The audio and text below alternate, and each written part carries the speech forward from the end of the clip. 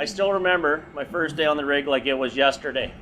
Hi, my name is Lyle Whitmarsh, and I am the president and CEO of Trinidad Drilling. I've spent most of my adult life working in the drilling industry, so I truly understand how dangerous our jobs can be. As president, it is my responsibility to ensure that we do everything we can to protect your health and safety. Over the last couple of years, we have worked hard to develop a culture where we all accept the responsibility for our own safety, as well as the safety of those around us every single day.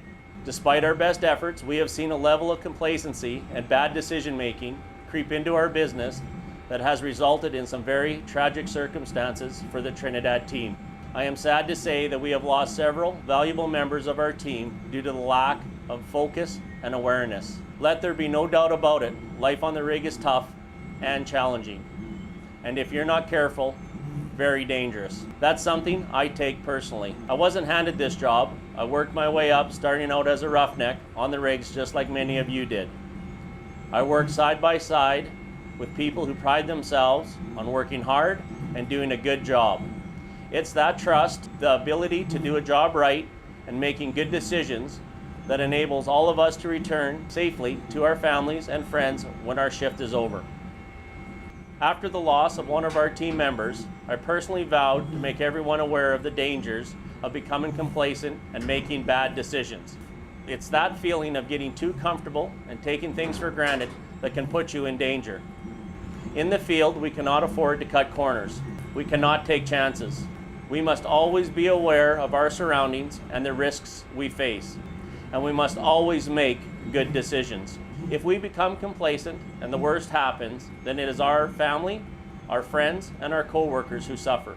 In a moment, you will see the story of how we lost one of our valuable team members in late 2008, and how complacency and bad decisions affected the lives of his family and friends. While it has been difficult for those who were involved in this incident to relive it, we hope that each of you will gain a new respect for the dangers we face every day after watching this story. Before we begin the story, I would like to extend my sincerest thanks and gratitude to Eugene's wife, Angie, his family, and friends for helping us use this tragedy as a learning tool for others in our industry.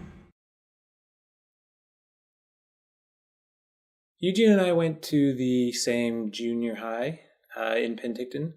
It was McNichol Park. We met. I didn't really know him too much in grade 8, just a little bit. I knew him as he was the shortest guy in school. He dated the tallest girl in grade 8. I didn't really know him too well until we really got into grade 10 acting together. I met Eugene on his birthday. I didn't know he existed actually. I was really good friends with his twin sister, and I was taking her out to keep her away from a surprise party. And we were sitting there, and this guy came up to the table, and they hugged, and I didn't know what was going on, and she said, "Oh, this is my brother." And as soon as he looked at me, it was love at first sight. I actually ended up meeting Eugene as a friend of my brother, and long story short, Eugene ended up kind of taking over the big brother role for a while. He took care of me and watched out for me, and we just kind of bonded over that. He loved being on his bike. He always referred to it as his first girlfriend. I was his second. Just loved it, mountain biking, on his road bike. He loved to run. He loved to make people laugh, no matter what. I know it doesn't sound like a hobby, but I think he made it a hobby. He would, no matter where he would pull a prank or do something that was just totally ridiculous just to make people laugh. His greatest accomplishment that I think he would agree would be the way he held his family together. He was the glue in that family. He loved them to death, no matter what they did or where they were always number one. They could never upset him or push him away, and he always had a way of bringing them together in some way or shape. Yeah, it was beautiful, actually. No matter what they needed, he would give it to them. He had really cheesy goals, but I liked them. His goal was to get married, to have a house with a white picket fence, and to have kids. That's all he wanted. He wanted his own kids. Yeah, Eugene had a really strong sense of responsibility and like I spoke about earlier, personal loyalty. If you needed Eugene to be there, then he would definitely be there. Yeah, he was the kind of guy, it didn't matter what it was or how dirty of a job it was or how good of a job it was. If it was hard work, easy work, if you asked him to do it, tell him to do it, he wouldn't ask questions, ask him to jump how high. Eugene never said it was hard. He always just said it was something he had to do. Yeah, he never complained. He was, the only time he was ever upset was if he was away for too long from me, but I think he always felt like he was around another family, so he didn't really, there was no complaints. There really wasn't. He never complained.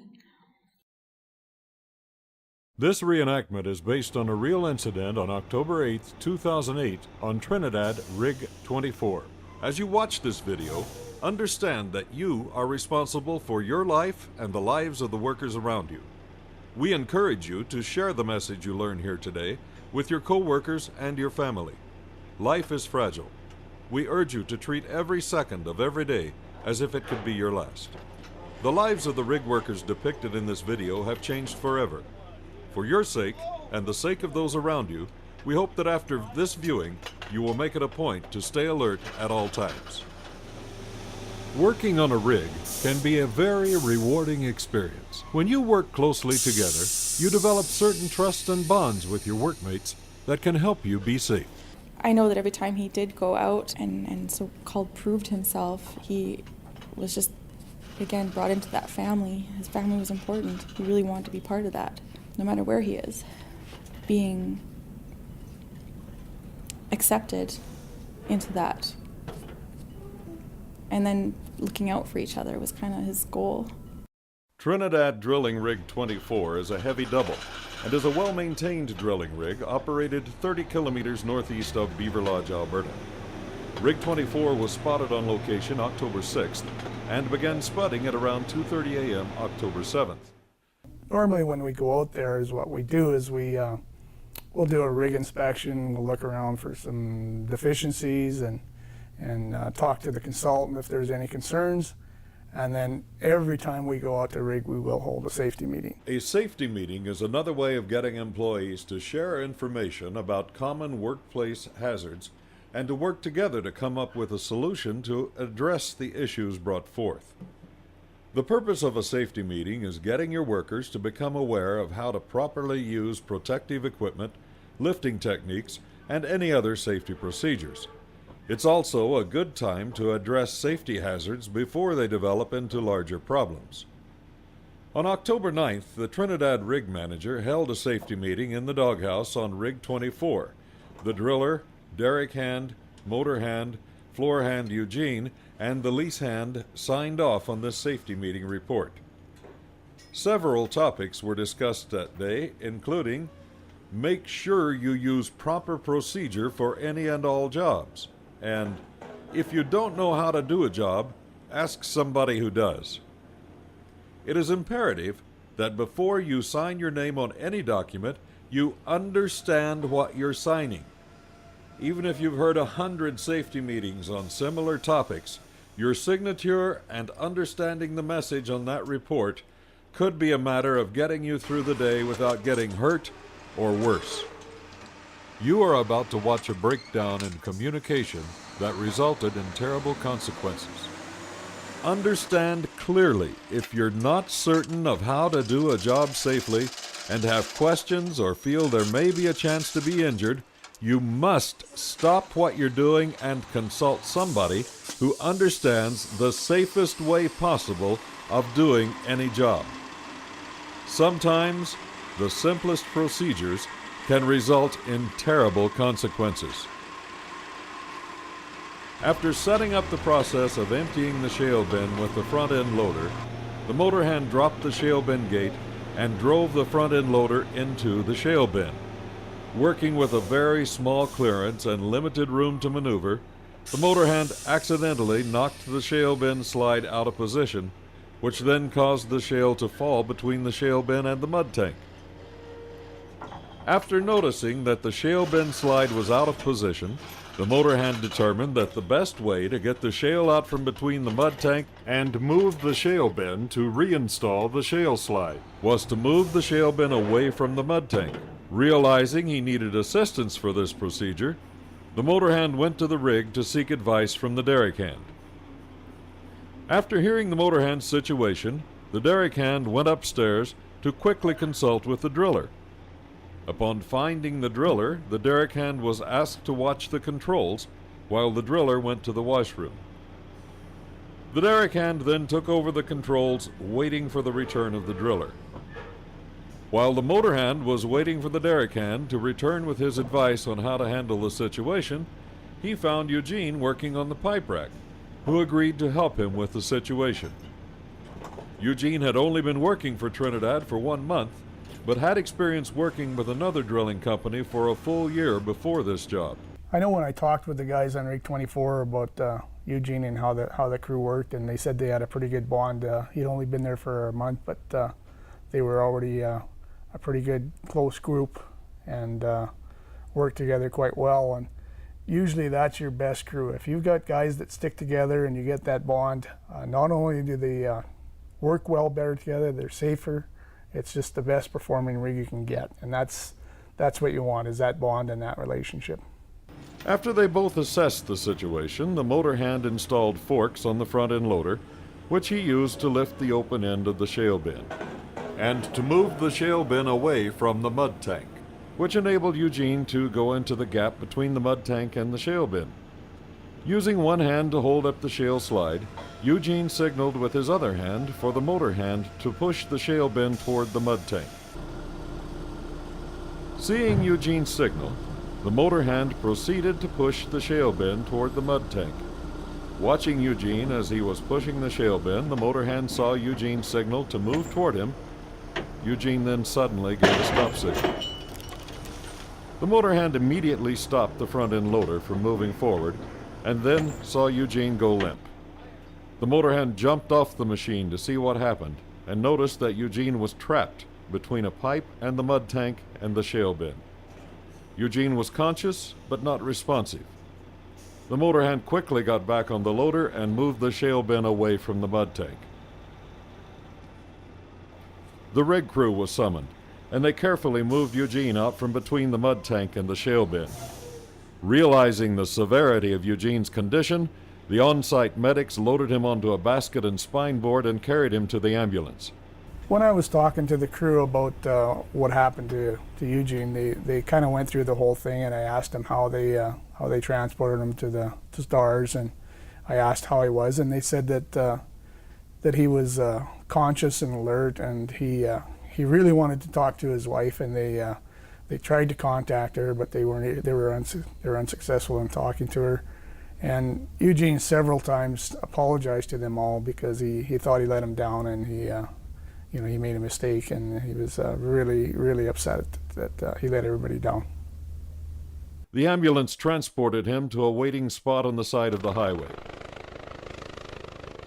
He was transferred to a STARS air ambulance at that location and airlifted to the QE2 hospital in Grand Prairie. Eugene was tended to by medical specialists who performed an emergency operation.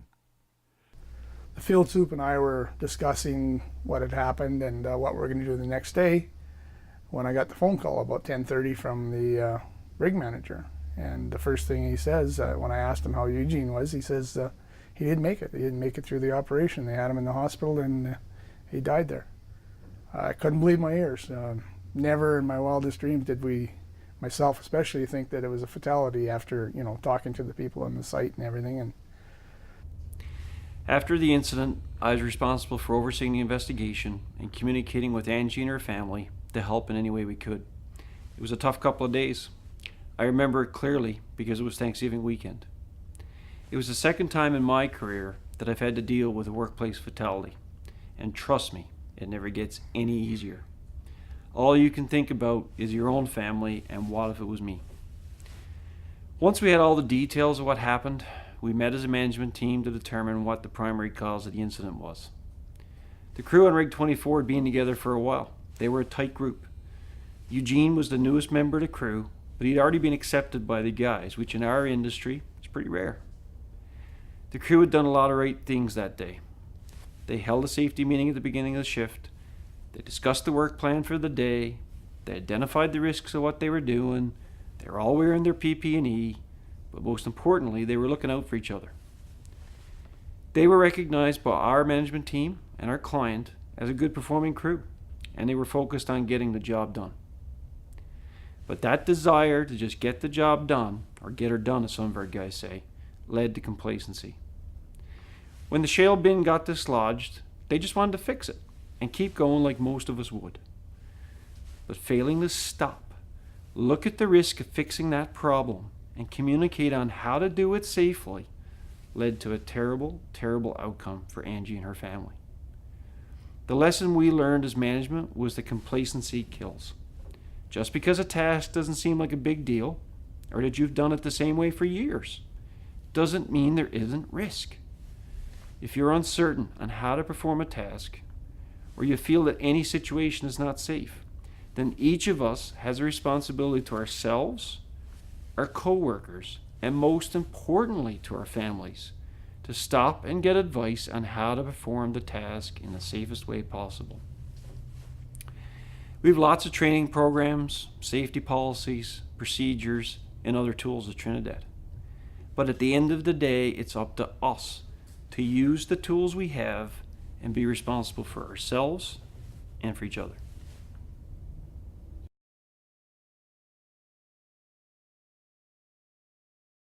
But we'd send little text messages, and one day I got the good morning one, and I told him I was going to be just at work and maybe hanging out with my girlfriends after. I didn't hear anything back from him,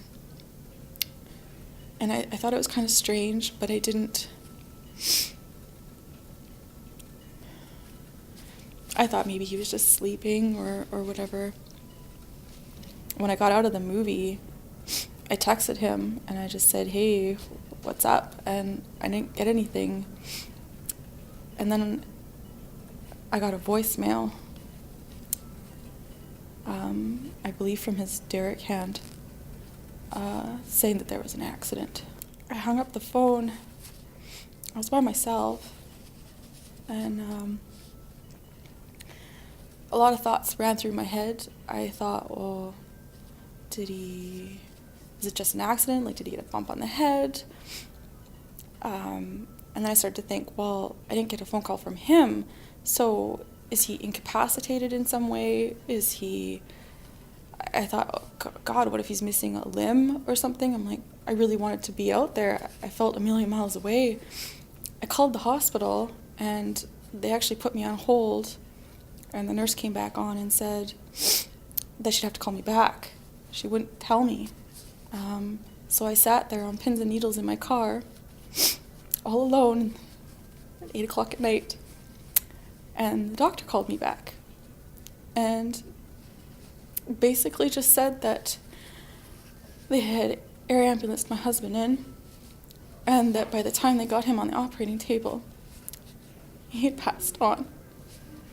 And he apologized and said if there was anything else he could do for me, just to let him know. And that was the end of that conversation. I sat in my car for an hour before I talked to anybody.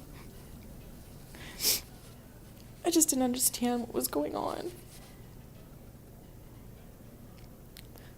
To think that he had died without me saying goodbye, or that I love you. I wasn't there.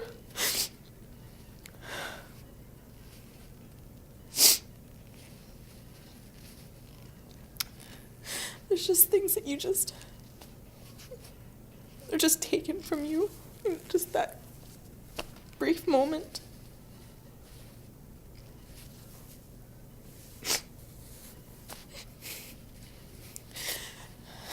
He was everything to me.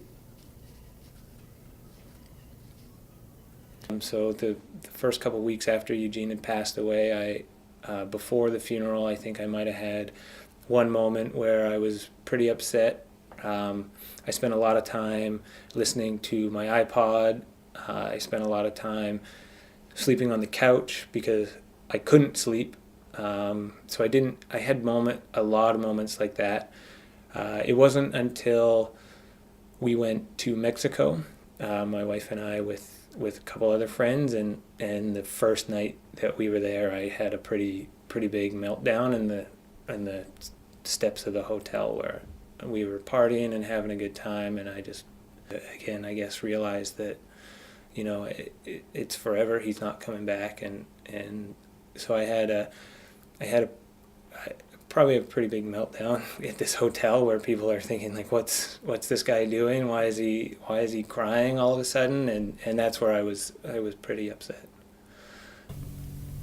The whole reason why I came out here to do this job was so he could buy his wife a house. He wanted kids. They were just actually talking about starting to try, actually. And I don't know if it's a blessing that it didn't happen or if it maybe should have happened. Either way, it's just awful, man, you know.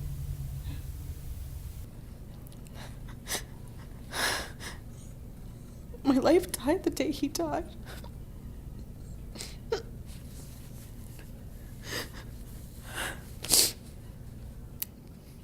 He left me brokenhearted and alone. He left me empty.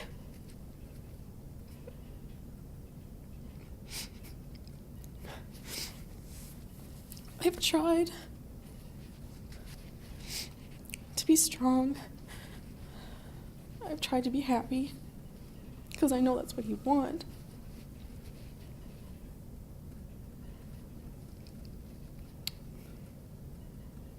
It's just not the same. We decided that we were going to get everybody in the rig manager's shack and tell them that what had happened. The mood to start with was, you know, the people they really thought, I think, that they were just going to get hecked because, you know, we got in an accident, and I think everybody thought that Eugene would be coming back, you know, just maybe some broken ribs or some kind of minor injury. But when we sat him down, and first thing we told him was that Eugene wouldn't be coming back, that he didn't make it through the emergency procedures at the hospital there. It was just total shock. We had people started crying.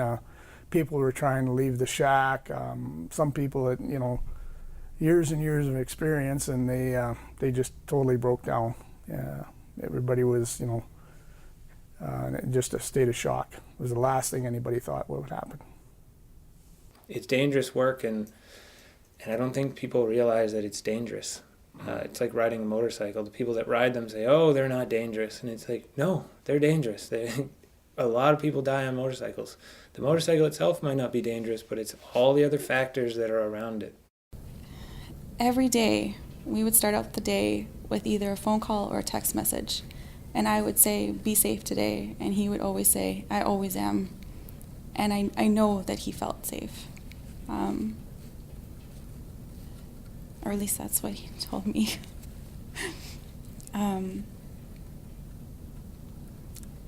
He would always tell me that his most important goal at the end of the day was to make sure that he walked away every day. Once we told the guys about the fatality, we decided that everybody would have to get a time off period, that we didn't want anybody working out there and mind not being on the job. So most of the guys got a week or 2 weeks off. When they came back to the rig, they slowly kind of disbanded. The bond wasn't there anymore, and at this point right now, there's not one of the original crew is back on that rig. Bond was kind of broken at that time, I think. Being a foreman of a welding shop myself, I feel responsible for everybody that works with me, and I'm much more cautious about life. I think twice now a lot more often. Decisions do affect you forever. And they don't just affect you. It's a ripple effect. Pay attention. Don't get complacent. All that being said, he was a fun-loving guy, and I'm sure he would say, it's okay to enjoy your work, but at the same time, there's a line. He promised that he would make sure that he came home to me every time. Any job that you're doing, make sure that you're positive of what's going on with it. If there's any danger to yourself or any of your coworkers, don't do it unless you know exactly what you're doing. Be sure to ask somebody before you attempt it. When I got the voicemail that there had been an accident, there was no details about what had happened. So it was left for my imagination, which when you're that many kilometers away can be very graphic. You run through all the things from a cut to a maiming to unconscious. Is he in a coma? Never in a million years did I think, was he dead? Because that just doesn't happen.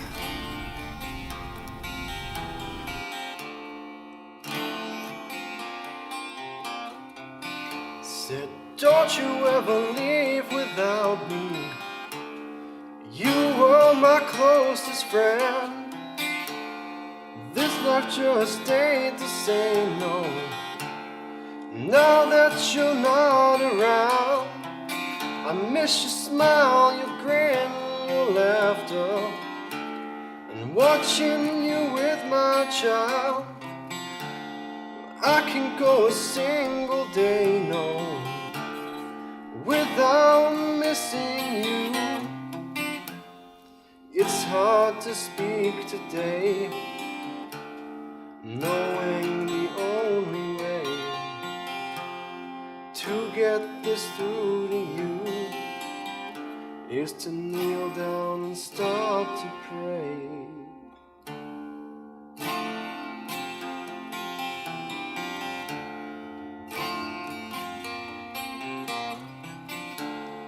You've been gone for so long now. Man, if you only knew just how many people loved you and wish that it wasn't true. I never thought that you would leave me beat down, broken, blue. I hope you know I'll always be there, bro, and I'll always think of you. It's hard to speak today, knowing the only way to get this through to you is to kneel down and start to pray.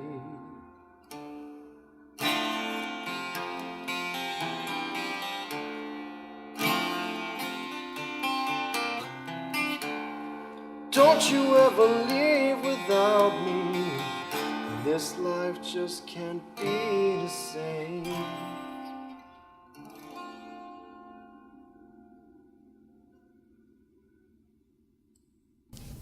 Eugene was my best friend. He was more than just my husband. He was someone that changed my whole outlook on life. He made it okay to depend on someone else, and that he'd be very sadly missed.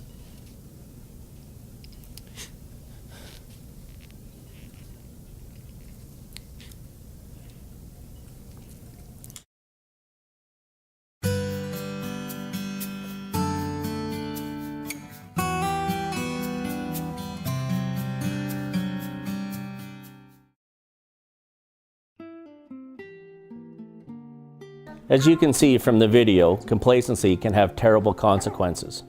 At Trinidad, we strive to do everything we can to protect your health and safety. When things go wrong, they don't only affect us, they affect everybody around us. more importantly, our family and our friends. So please watch out for your own safety as well as the safety of the co-workers.